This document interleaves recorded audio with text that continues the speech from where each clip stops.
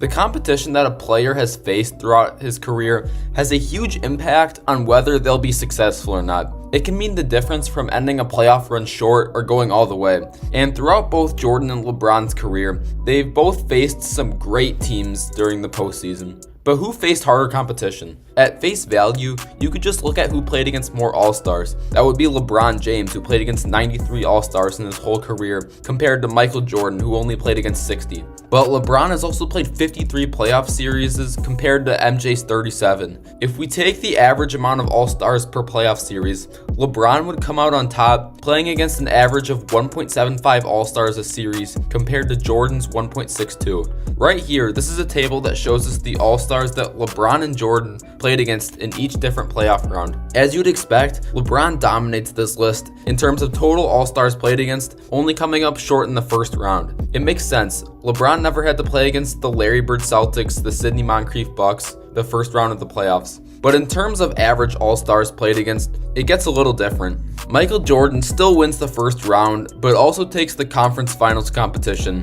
But LeBron still comes away with the second round, conference average, NBA finals, and average competition. Looking at the All-Stars they played against is alright, but I think there's an even better way to solve this. At the end of the regular season every year, each team in the NBA is assigned a scorer that values both their margin of victory and their strength of schedule combined. This is called their SRS score, and we can use this objective metric to come to a more concrete answer of finding competition. So what I did was found the SRS scores of every team that both LeBron and MJ played against in the playoffs, and the results might surprise you. Let's break this down round by round how we did before. In terms of first round competition, Michael Jordan has a pretty sizable lead over LBJ here, 2.57 to 0.5. In the second round, MJ also wins, 3.95 to 3.15. And once again, MJ also wins in the conference finals, 5.39 to 3.8. And the conference average score, which factors in the 3 rounds we just talked about. You can probably guess who takes this one home. It's Michael Jordan.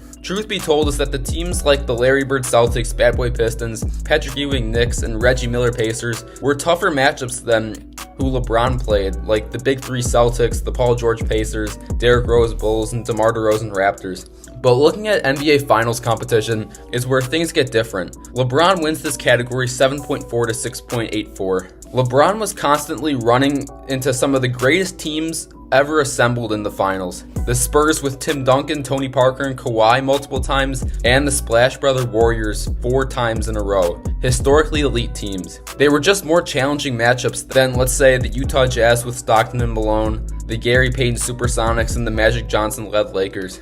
But how about, instead of looking at this through series averages, how about we look at this through NBA Finals runs? Who had the most challenging runs start to finish? Right here, this chart shows the combined SRS scores of every finals run from both LeBron and MJ compared. LeBron's 2020 finals run by far being the easiest, followed by LeBron in 2013 and then MJ in 1991. You have multiple of LeBron's Heat finals runs down at the bottom of this list, along with the 96 and 98 Bulls. Besides the Spurs in the finals in 2007, the Eastern Conference was a cakewalk for LeBron pretty much. It's clear that some of the most challenging finals runs that LeBron ever had were in the Splash Brother Warrior era, but the finals run that takes the crown here is the 1997 Bulls, where they played against the Washington Bullets with Chris Webber and Rod Strickland, then beat the Hawks with Steve Smith and Mookie Blaylock, then beat the Miami Heat with Tim Hardaway and Alonzo Mourning, and finally beat the Stockton and Malone Jazz in the finals. So I think the moral of the story here is that MJ easily played against tougher conference competition, but weaker finals competition, which led to less appearances, but winning every single time he made the finals.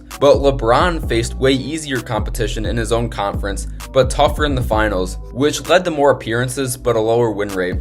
But I would give the slight edge to Jordan in this category. If you're interested in watching more about this topic, go click on the full-length video linked right here.